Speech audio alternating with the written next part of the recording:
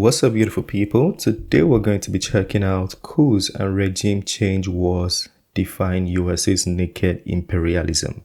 Let's get to it. Thank you so much for having me on this panel. It's a great honor to be included in the conversation.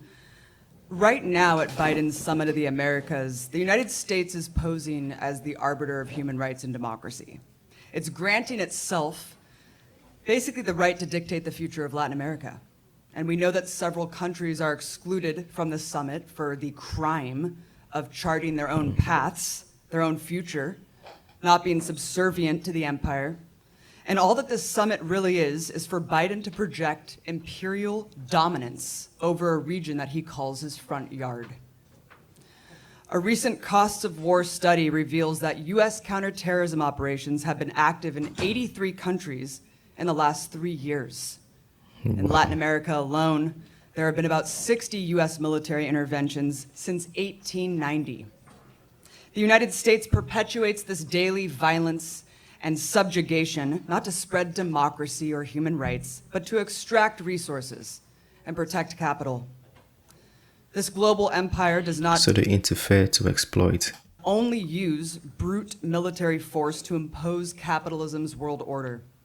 It's learned from past blunders of obvious coups and regime change wars that have come to define its naked imperialism.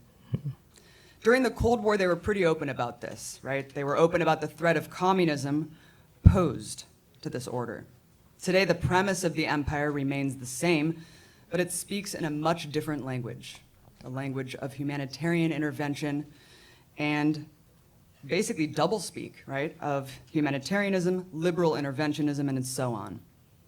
It cloaks its goals and control through hybrid war, methods of mass propaganda, and economic warfare through the use of sanctions, which they call soft power. Sanctions are administered with the pretense of peaceful coercion to bypass war, but the reality is that sanctions are war, and they cause the same amount of mass suffering and death, just with plausible deniability.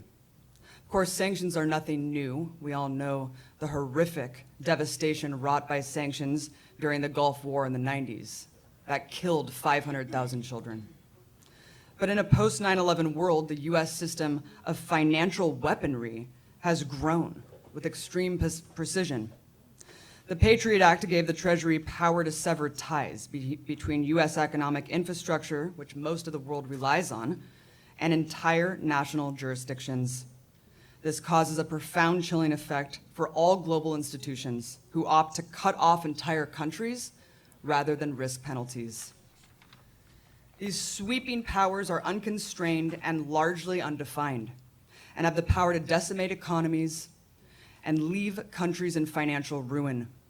From 2000 to 2021, the use of sanctions increased nearly 1,000%.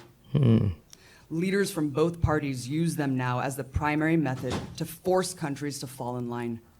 Trump dramatically increased sanctions on every targeted country, and Biden has pretty much maintained all of them. According to Biden's Treasury Department, they are the foreign policy tool of first resort. And today, US sanctions affect a third of humanity, with more than 8,000 measures on 42 different countries. This is why every country is trying to break away from the West and trying to be more independent, and that's they think BRICS is an opportunity for them to be independent. You see why people are navigating to the BRICS now. Whether that's an opportunity that could help them, I don't know, but people see it like a breath of fresh air. Let's leave these people and try this other option. It's a new option to try. Presidents no longer have to deal with pressuring Congress into voting for war. No, not because they would face any real opposition for doing so, but because they can cause debilitating harm against their so-called adversaries with barely any oversight or media coverage. When Venezuela's economic freefall, Cuba's food shortages, or Afghanistan's severe famine are even covered by the corporate media, the utterance of sanctions is almost always omitted in the context of why these things are happening. It's always just in a vacuum, right? It's always on the shoulders of those governments.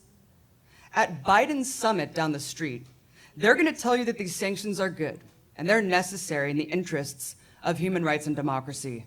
They're going to say that they're justified because they only target despotic leaders whose values don't represent ours. That's the first big lie, obviously. Anyone can look at who the US supports around the world and see that its closest allies are theocratic dictatorships like like Saudi Arabia, of course, military dictatorships like Israel, or flagrant human rights abusers like Colombia or Uganda.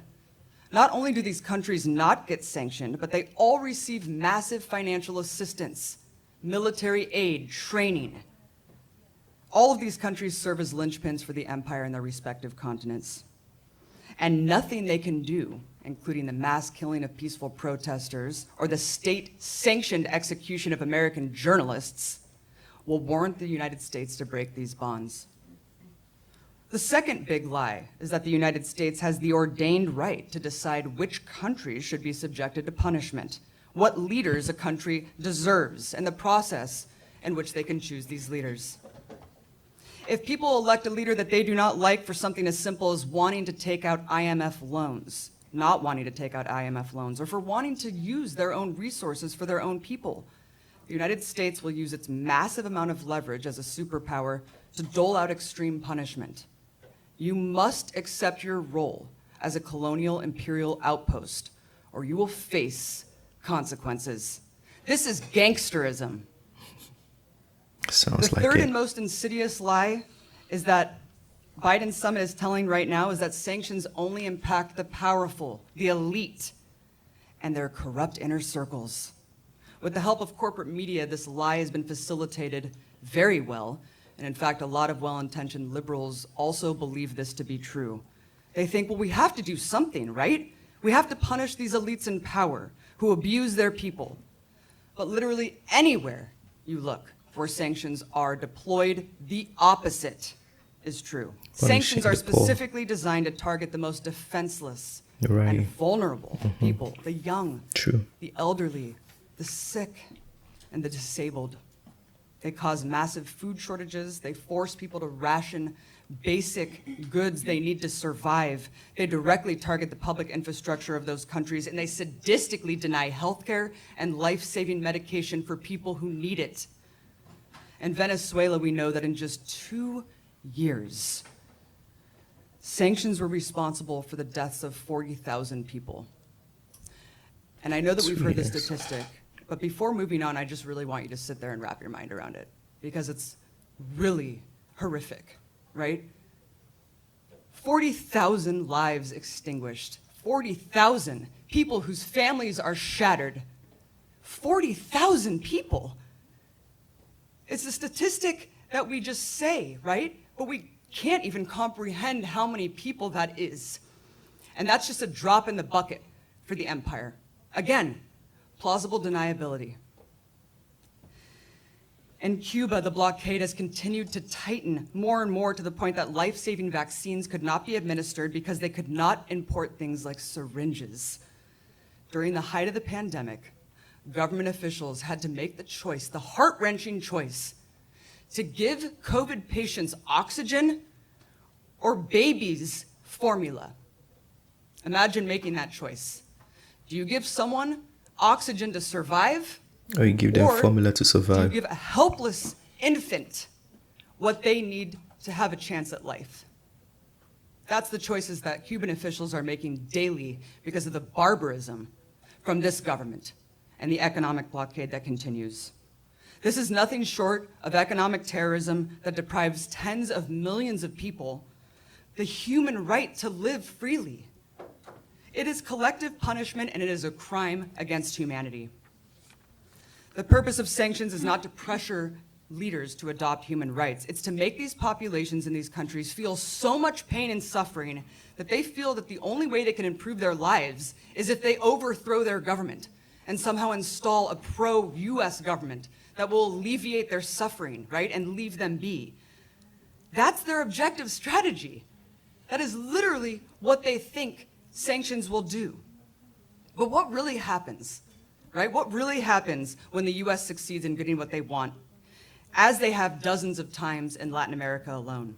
They send in henchmen, at the IMF and the World Bank to force reliance on the US dollar, to make these countries take out massive loans with strict conditions to prevent them from developing on their own. For example, we know one of the reasons for the US-backed coup in Haiti is because they were thinking of raising the minimum wage. And of course, multinational corporations could not have that, right? They wanted Haiti to basically maintain as a sweatshop for multinational corporations. So they decided to back a brutal coup for the crime of wanting to give their people a better life. And there's so much happening there right now. 150 gangs in one state.